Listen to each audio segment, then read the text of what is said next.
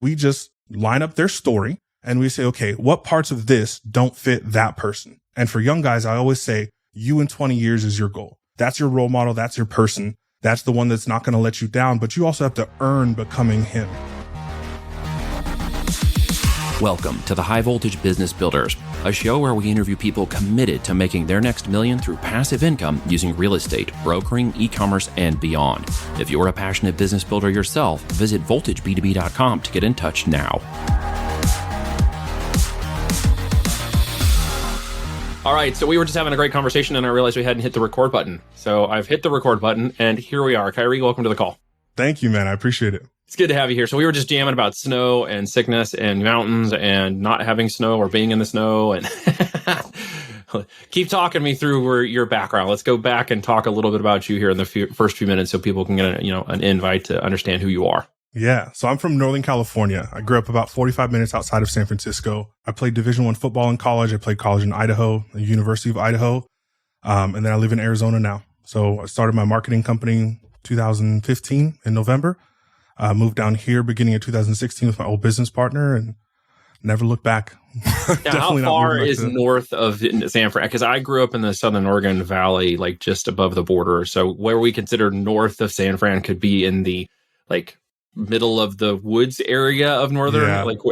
No, I was east of San Francisco. I don't know if I said north earlier, but I was about 45 minutes east. But my family's from Salem, Oregon. Oh, from Salem, Oregon. Okay, yeah. Very cool. Yeah, well, Grants Pass. My grandpa was born in Grants Pass, but grew up in Salem. I grew up in Medford. Yeah. So I didn't even realize. Yeah. Did you ever have any stomping grounds around? Were you around there? Yeah, my great-grandparents stayed up there, and my grandfather's side of the family stayed up there. Okay. So we'd go up winters, holidays, weddings, funerals. Yeah, spent a lot of time up there. Crazy. Yeah, we probably circled each other. I grew up in the late 80s into 90s, and by the time I graduated in 94, I left to go to Iowa, but I was in that time frame, so we must have been. I was born. Yeah, not that old. I was born in 94. No, we're not talking age. That wasn't part of the conversation. But I'm glad to have you on here because you're a great guy, and especially the type of work that you do. And I want to get into some of that as we get going. And of course, as we talk, we can learn more about who you are. But you're kind of a unique guy. You work specifically in the area of supporting a younger generation of men. Tell us a little bit more about that. Yeah, I think it started early. I didn't notice it at the time, but I think I got the message pretty early that I was going to have to teach myself what it looked like to be a man. My dad was there, but not really there, had us every few weekends. But, movies raised me. Movies were pretty much my dad at the time. And I remember it being around, it was probably around first or second grade. I had this project at school that I was super excited. My dad's 6'8". So it was always like the coolest thing in the world to have my dad show up to school to pick us up. Rarely ever did. But this project was going to be the thing. I got to show off my gigantic dad he really looks like Shaquille O'Neal to my classmates. So I was super excited. Didn't show up. Sitting there all day. Maybe he's late. Maybe he overslept. Maybe his car broke down. Didn't show up. And he came over a few days later to apologize. Took me for a walk and, took the apology. I was 6 or 7. But I went back home and my mom told me, I don't even remember this part, but my mom told me, she said, I walked in the door and I just said, Mom, I don't think I think he said that his alarm clock broke. I was like, I don't think Dad's alarm clock broke. I don't think his alarm clock really ever breaks. I don't think his car really breaks down. I just don't think he remembered. I don't think he really cared. And I think that was probably one of the first things that got that in my head of okay, this isn't the guy who's going to show me how to do it. And I think as I got older, I started looking. Coaches, teachers, friends, fathers. Okay, who's going to be a good model for this? And a lot of people I would look up to and then I would get let down. They would show that they were human and I expected them not to be. And that's part of that's on me. But I started looking at I can take pieces from different people. I like how this guy handles his finances. I like how this guy interacts with his kids. I like how this guy interacts with his wife. And I just wanted to start building that picture. What does this man that I'm looking to become look like? At 19, I started interviewing people. I've interviewed over 1,000 people now. I just wanted to get as clear of a view as possible of what makes us tick. Why do we do the things we do? What makes us good at something? What makes us bad at something? Just how do I view myself and the world around me and try to grasp it for myself. But also I wanted to help people and I knew I couldn't live faster. I was 19. I can't help as much as I would like to, but what I can do is I can absorb. I can just gather as much information as possible, and hopefully what needs to stick will stick. And I'll be able to help people, not just pulling from my own experience, but like the stories floating around in my head of other people. I've interviewed any type of person you could think of. I did 65 end of life interviews at a senior home. I would walk in and, Frank, who I had interviewed 2 days before, is not here anymore. So I started realizing that for some of these people, like, I was the last genuine conversation they were going to have. And it molded how I viewed them. It molded how I viewed myself and just what I wanted to pull from these conversations. And the hope was to carry on what these people were able to teach me into the people that I was going to be able to teach. Yeah, man, that is incredible. I've never heard a story like that before. There's just there's a genuine aspect to what you're saying, really getting to know people for who they are in an area in which they can't really do anything for you, which is powerful. It's a powerful learning tool. How did that shape you? I mean, you've obviously, without a father figure, went and learned how to be a guy, for lack of a better way of saying it. How is that helping to shape what you're doing with these young men now? Because I know we can make fun of the 18 to the 21, the 34. It's pretty easy to make fun of them these days. I'm sorry, it just is. But it's not that they haven't helped themselves along. And I know some of the people that you work with, and I've actually watched them shape in the last year, which is, I think, kudos obviously to you. But what's kind of the typical thing you're seeing nowadays with guys that are struggling with the similar type of masculine issues, demasculation issues, or just their ability to operate in the world? What are you seeing? Yeah, I think that most men operate from an extreme of one or the other side of the spectrum that I would call for masculinity. It's either emotional, soft, I just want to be loved, and I'm willing to, unfortunately, trade respect for love over the course of years, and I now become this person who feels beaten down and trodden on. And then we have the other side where I think a lot of them have made the same trade in the opposite direction. I've traded love for respect. I've probably been hurt in the past, and it's made me cold. It's made me a little bit apathetic. It's, made me go to the extreme of like the red-pilled type of world, to the point where I don't have access to genuine emotion anymore. I don't have access to happiness. And I think that achievement is the ultimate goal in my life. And I find that both of those men are missing a huge piece of the puzzle, but they are easy to demonize the other side. And that makes them never want to find what that middle ground looks like, or what that gray area looks like. Yeah, no, that's really well said. What do you see as some of the trends maybe going into this year, some of the stuff you're dealing with that group, that demographic and masculinity? I guess, there's a phrase I was thinking of a minute ago while you were talking, and it was toxic masculinity. Is there legitimacy to that? So I think so, but I don't like the name. To me, masculinity at its core can't be toxic because of what I would view as the traits that come along with being a masculine man. As long as it's well-rounded, to me, it looks like a lack of masculinity. It looks like a perversion of masculinity that creates what we would view as toxic. But to me, the answer is become more well-rounded masculine. The point isn't to become less masculine. Interesting. Explain what you mean by that. Like when you say more well-rounded masculine, what does that mean? Yeah. So to us, we look at masculine as hard. I can face anything. I can tackle anything. I can handle anything. And I think the thing that it ignores is oftentimes the emotional side, especially the emotional intelligence side. It's the ability to have empathy for other people. It's the ability to have softness in your voice, in your actions, in your interactions with especially the women in your life. And I think that's a lot of times what creates the callous that a lot of, especially young men that I work with, are feeling. It's a calloused, it's a cold, it's a Viktor Frankl from Man's Search for Meaning calls it an existential vacuum. If this thing is devoid of meaning, it is naturally going to suck in everything around it, which is porn, alcohol, sex, whatever else we want to tack on there. Whatever coping mechanism. Yeah. It's anything around you when you don't have it inside of you. So my job is to help build up the foundation internally so that I'm much less susceptible to what happens around me. And it sounds like there's a pretty big need for this. Am I wrong? Yes. How big? I mean, obviously you see it more than I do in terms of the aspects of the people you work with and continuation. The last couple of years have been a strain. How has that affected the way you've done business and the kind of guys and stuff you're dealing with? Yeah, it's maximized it to the type of guys that I've been working with. There's certain people who have more money than they've ever had, so they can afford to work with me. And oftentimes I found those are the guys who need it the most. Those are the guys who they have the business, they bought the car, they did the thing, and they still lay in bed and feel empty and they don't know why. And they haven't, what they thought was going to make them happy, they now have and it now doesn't. And now what? Let's say I've spent, 5, 10, 15 years working toward this thing and saying, okay, once I have the 7 figures, once I'm able to buy the Bentley, once I'm able to do this thing, then happiness is going to happen. Mm-hmm. And then they get there and it's empty. And I think that's what creates that existential crisis that a lot of guys go through. The emptiness is what? Relationships. What fills that void?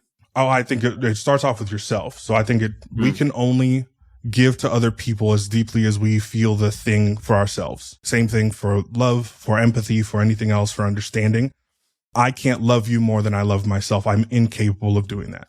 And so sometimes it looks like relationships, but oftentimes it actually starts off with how do I feel about me? And it's not how do I feel about me when you're looking at me on Instagram.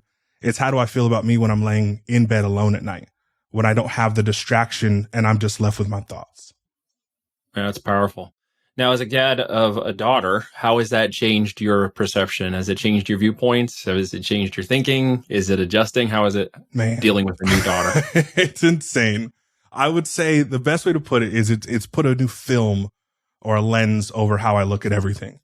I can't speak to my male clients and not think about, would this be the type of man I would want my daughter to entertain, or that I would want to be impressed, or my daughter to be impressed by? And then the women I work with, are these the boundaries and standards that I'm looking to have my daughter set for herself so that she's not wooed by the guy driving the Mustang and that he's the greatest thing in the world? Or she's not soft enough to allow him to be the man. Yeah. Which is the other half of the coin, right? You deal with feminine entrepreneurs or women who are too masculine, right? I think it's what you told me before. Yeah. Oftentimes they're the other half of that coin. High achievers and they've totally stifled their ability to be feminine. Interesting. Go unpack that a little bit because that dropped like a thud just now. For anybody listening, well, I think we're not here to offend anybody, clearly, but there's a lot of truth. Well, I mean, my literal purpose on this world is to help people, but I can't help them unless I tell them the truth. So tell the truth. That's right. I think achievement is incredibly masculine. I think a lot of you look at high achieving women, let's say outside of entrepreneurship, but in the career field, you have to go into male dominated places. And then how do you ascend that hierarchy is you become more competent and you become more like the group. More like the group is more masculine naturally. Achievement looks more masculine. And so I think a lot of these women start ingraining those ideas of I have to be masculine in order to be powerful, in order to be respected, in order to be taken seriously. And what they don't see is the years of not allowing themselves to feel or be or embody femininity along that path. Until I think something happens, maybe it's their biological clock, maybe they get into a relationship and realize, oh, I also want to be a wife and a mother, and I don't know how to do any of that. And I also don't know how to allow a man into my life. So I keep going for, most of the time, weak men that I wake up one morning and wonder why I hate him. He's the nicest guy in the world. I get it all the time from women. Oh, but he's such a nice guy. That's why you feel bad for wanting to eat him alive. You can't understand why you don't respect him. You can't understand why you loathe him internally. Yeah. Because he's not operating at the same level as you. He can't. And so what they do though, because they're like, okay, I'm more masculine, I just need a more effeminate man. And I think the answer is go find a man who's more masculine. Yeah. Yeah. So I think it's hard. I think they have it backwards. I think my diagnosis is always go find a more masculine man than you. Where when you start being masculine to him, you get the weird look.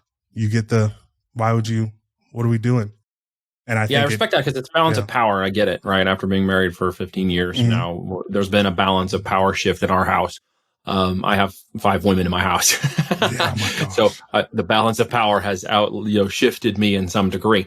But with my wife, who was an RN and very driven and was going to go be an NP and get her, doctorate and do this kind of stuff, she decided to be she says I'm just a stay-at-home mom now.